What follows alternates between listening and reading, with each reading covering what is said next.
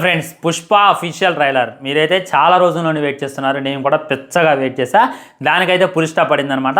Official trailer చూసిన తర్వాత నాకేమనిపించింది, అందులో మనం ఏం అబ్జర్వ్ చేయొచ్చు, మూవీలో మనం ఎక్స్పెక్ట్ చేయడానికి ఏముంది అనేటటువంటిది క్లారిటీగా క్లుప్తంగా ఈరోజు ఈ వీడియోలో మాట్లాడుకునేటటువంటి ప్రయత్నం చేద్దాం. వీడియో అయితే చివరి దాకా చూడండి. ఇదే మీరు ఫస్ట్ టైం మన ఛానల్ విజిట్ చేస్తే మట్టుకే ఛానల్ని సబ్స్క్రైబ్ చేసుకోవడం అసలు మర్చిపోవద్దు అనమాట. మన ఫర్దర్ అప్డేట్ మిస్ అవ్వకుండా ఉండాలంటే మొట్టమొదటి ఏంటంటే ఫైర్ నై వైల్డ్ ఫైల్ అనేటటువంటి ఒక మాట అయితే చెప్పడం జరిగింది పుష్పరాజు ట్రైలర్ లాస్ట్లో. అక్కడైతే నాకైతే కొద్దిగా మన అఖిల్ ఏజెంట్ సినిమా గుర్తొచ్చింది అనమాట. సాలెనై వైల్డ్ సాలెబోల్ అనేటటువంటిది అయితే గుర్తొచ్చింది అనమాట. ఓకే, డైలాగ్ అయితే మ్యాచ్ అయింది, సినిమా మ్యాచ్ అయింది అని చెప్పి మనమైతే అనుకోవద్దు అనమాట. సో చూసుకున్నట్లయితే ఇప్పుడు పుష్ప పార్ట్ 1 ఏదైతే ఉందో మన శ్రీవల్లి పుష్పరాజు పెళ్లితో ఎండ్ అయింది అని చెప్పి ప్రతి ఒక్కరు అనుకుంటాం. అలా అనుకుంటే మట్టికి ముమ్మాటికి తప్పైతే ఎక్కడ ఎండ్ అయింది, బన్వర్ సింగ్ షికావత్కి మన పుష్పరాజ్కి గొడవతో ఎండ్ అయింది అనమాట.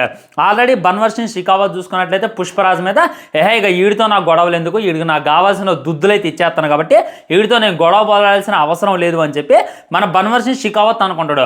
కానీ అదే టైంలో మన పుష్పరాజు ఆయన కలిసి తాగడం జరిగింది. తాగిన తర్వాత పుష్పరాజు తనైతే రచ్చగొడతాడు. ప్రతి లుచ్చ నా కొడుకు నా దగ్గర మాట్లాడింది ఇదే సార్, బ్రాండ్ అన్నారు, ఇదిరా నా బ్రాండ్ అని చెప్పి వెనక కొట్టుకోవడం జరిగిందనమాట.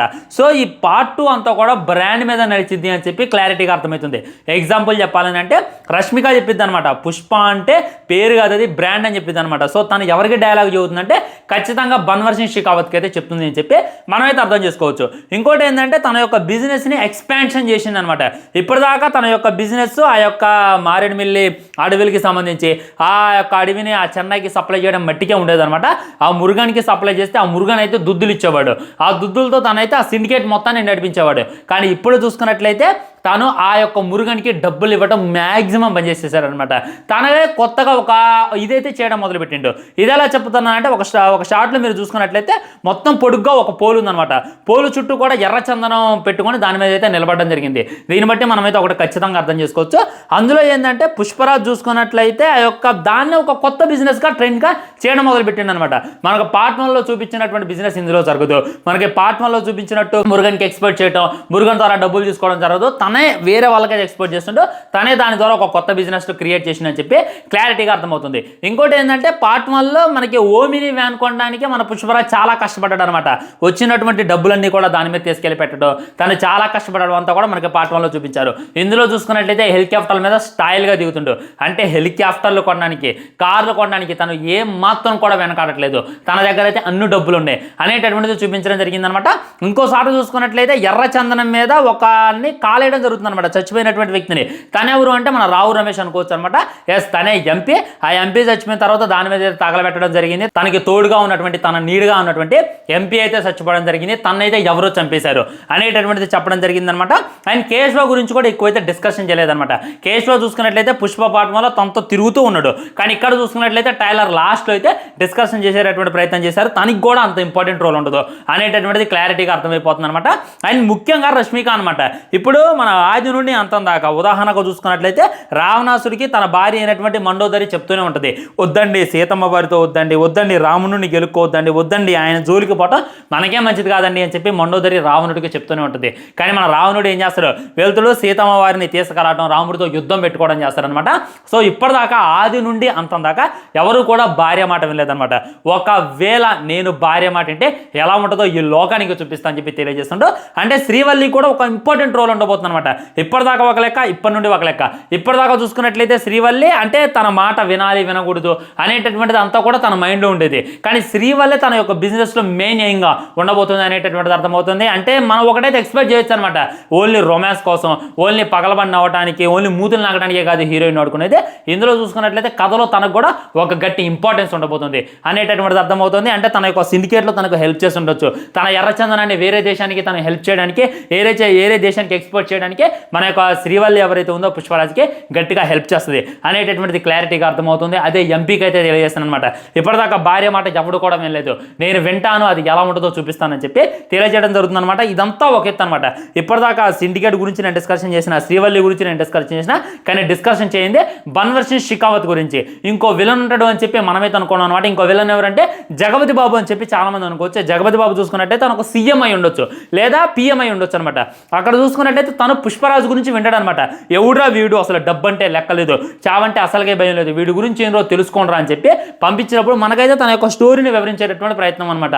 అంటే జగపతి బాబు చూసుకున్నట్లయితే తన యొక్క పిఎంగా ఉన్నప్పుడు తన చూసి ఆశ్చర్యపోతానంటే ఇక అర్థం చేసుకోండి పుష్పరాజుకి ఏ రేంజ్లో వాల్యూ ఇచ్చిండో, ఏ రేంజ్లో ఎలివేషన్ ఇచ్చిండు అనేటటువంటిది మనమైతే చెప్పుకోవచ్చు అనమాట. ఇంకోటి ఫైర్ని వైల్డ్ ఫైర్ బోల్ అంటున్నారు అనమాట. వైల్డ్ ఫైర్ అంటే ఏంది, అడవి మంట అనమాట.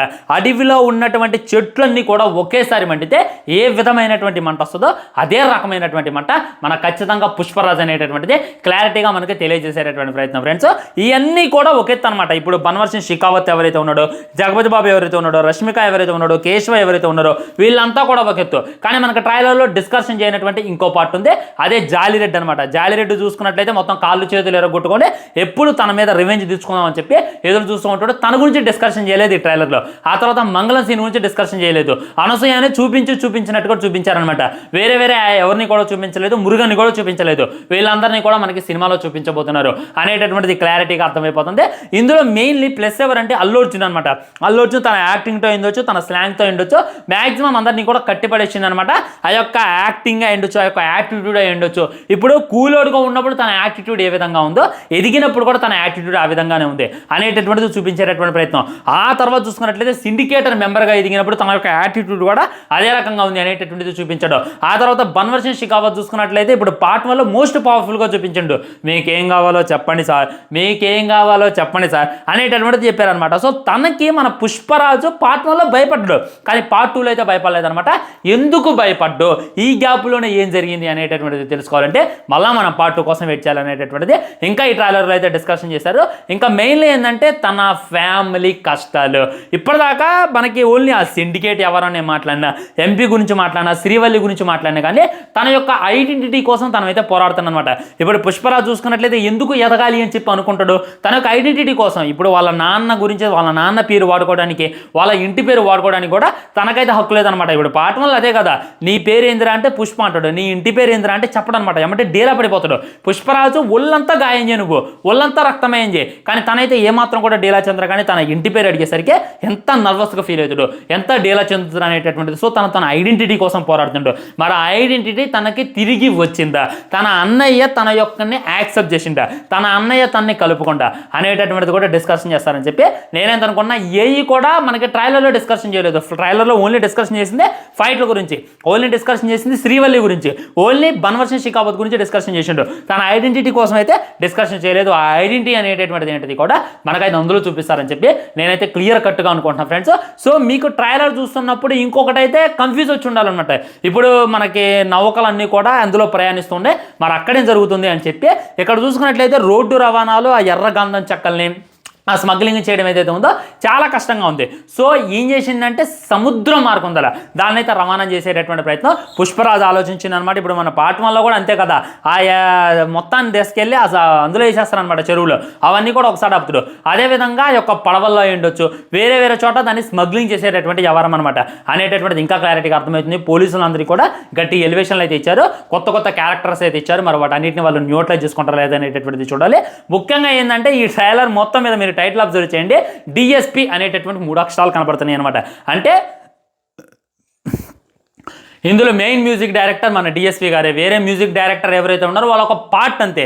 ఇప్పుడు చిన్న పార్ట్, ఒక సాంగ్కు పరిమితమై ఉండొచ్చు, ఒక బీజంకి పరిమితమై ఉండొచ్చు, వాళ్ళకైతే అంత ఇంపార్టెన్స్ లేదు అనేటటువంటిది ముఖ్యంగా తెలియజేయడం. ఈ విధంగా టైటిల్లో కూడా మనకి చాలా వివరించేటటువంటి ప్రయత్నం సుక్కుబాయ్ అయితే చేసిండు. సుక్కుబాయ్ గురించి ఒక ముక్కలో చెప్పాలంటే ఈ విధంగా ఒక పెద్ద ఫ్లెక్సీయే పెట్టారనమాట తన గురించి నార్తులు. ఇక తన యొక్క క్రేజ్ ఏంటి అనేటటువంటిది ఒక్కసారి ఇమాజిన్ చేసుకోండి. ఈ ట్రైలర్ లాంచ్ ఏదైతే ఉందో బీహార్లో నడుస్తుంది, అక్కడ కూడా బేభత్సమైనటువంటి క్రౌడ్. మన తెలుగు రాష్ట్రాల నుండి కూడా చాలా తక్కువ మంది వెళ్ళారంట.